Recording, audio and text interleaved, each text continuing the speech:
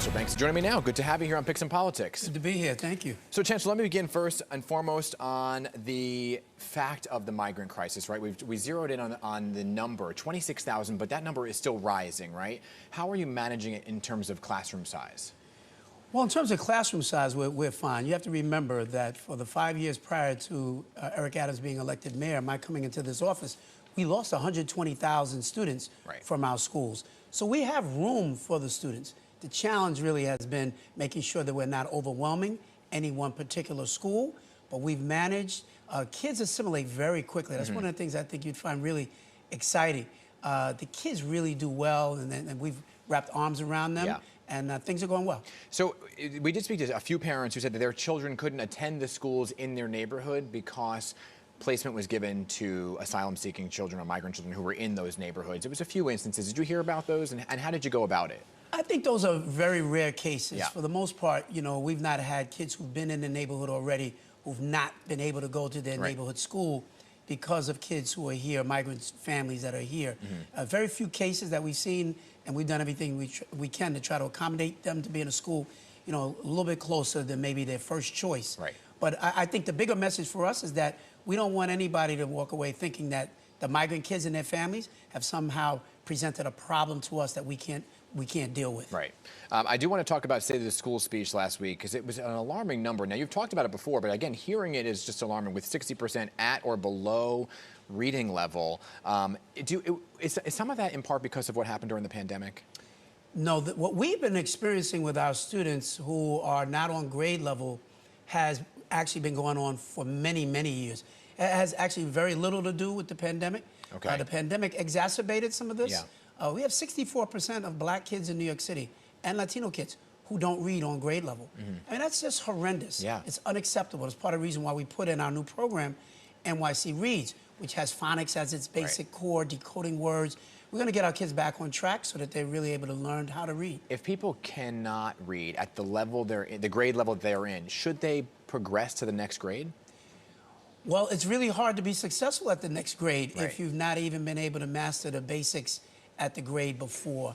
And far too many kids over the years, we've just kind of moved them along. We've done a disservice to those kids and to their families by continuing to move them along when they haven't established the foundation and the basics that are needed. I recognize that, and that's the reason why we're putting in a program to change that. Okay, good. You know, I want to talk about teachers overall, right, because they're a huge part of this in terms of getting up to speed and reading. Is their training changing and their ability to get kids to read? Is that whole progress or process changing? It's changed completely. We've been training thousands of our teachers since the past semester and very intensively over this summer. This is a full sea change where teachers are getting a brand new curriculum and they're getting a level of professional development and coaching that's going to really be with them side by side all throughout the school year. This is a whole new approach to teaching, and our teachers have really done a great job with it. Yeah, you have said that there are critical areas where teachers are needed, right, in terms of reading, math, bilingual teachers. But then you stop short of saying that there is a teacher shortage. So is there one or is there not?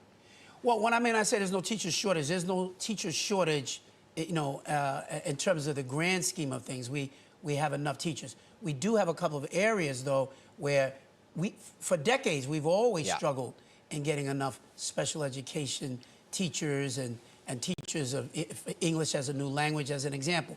But one of the things that we're doing, and we've announced this also recently, was we're allowing teachers now who may have a license in another area. That's big. But they have a secondary license to teach, like, bilingual education. They can use that secondary license to teach bilingual education without losing their tenure. That's what prevented a lot of them before from actually stepping into that space. You know, you brought up special education. I want to get to one of our viewer questions right here. I'm going to throw it up on the screen. It's from a mom. Her name is her name Noah stood out. She asked, "Why is there not enough space for kids with autism? I have to wait until December for my child to get a spot." So are you, Chancellor, seeing a wait list for special needs children to get into programs that they need? And how are you going about fixing it? Yeah, that's one of the big issues I've really had to grapple with. We've got some of the most phenomenal programs for kids with special needs, and you know, our ASD Nest program for kids with autism is like high quality. People look and study this program from all around the country. Our challenge is being able to scale it so that we can put it in every neighborhood around the city. Okay. That's been part of our challenge, the dollars and the resources that are going to be needed to scale it. But, you know, fortunately, we've been scaling, but not at the level that we really want to. We added over 1,000 seats for kids with special needs in our early childhood programming, and we've added over 15 more of these ASD Nest programs across the city. But many more are needed. We recognize that, and we're doing everything we can to continue to scale. Yeah, so real talk, you know, transparency is key here. Folks might have to experience a little bit of a delay. Yeah, and that's just real talk. Sometimes, Yeah. I mean, the demand is greater than our ability to meet Totally. the need in this particular moment. And so when you're looking at expanding something like that, at the same time with the mayor saying, hey, every agency needs to cut 5%, what does that look like in the education world of 5% cuts? It makes it even more difficult. It really does. Because it's not just the 5% cuts that the mayor's talking about.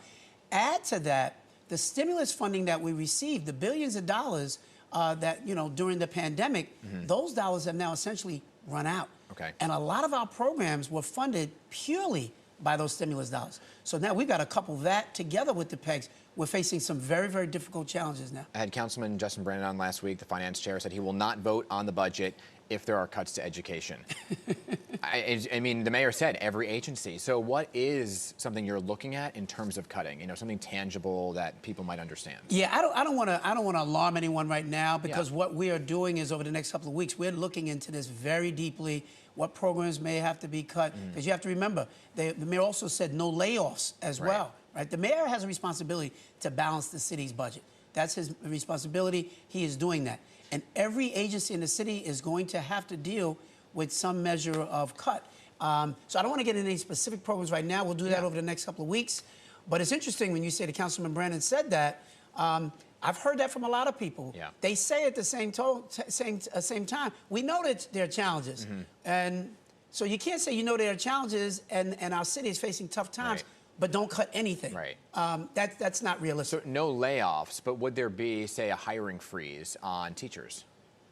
Well, yeah. Well, in fact, the mayor is put into effect starting October 1st, essentially a hiring freeze that's going into effect anyway. And that will impact teachers. It's going to impact everybody and teachers as well. And so, you know. So let me just understand that. October 1st, hiring freeze for teachers. So anybody who may be applying right now can't be hired after October 1st. October 1st is going to be basically a real challenge for us. Now, unless we get word that they're going to allow us to get a few more in, the reality is that across the city, October 1st represents a hiring freeze for the city. How does that impact you when you're trying to do things like increase bilingual teachers and so on and so forth?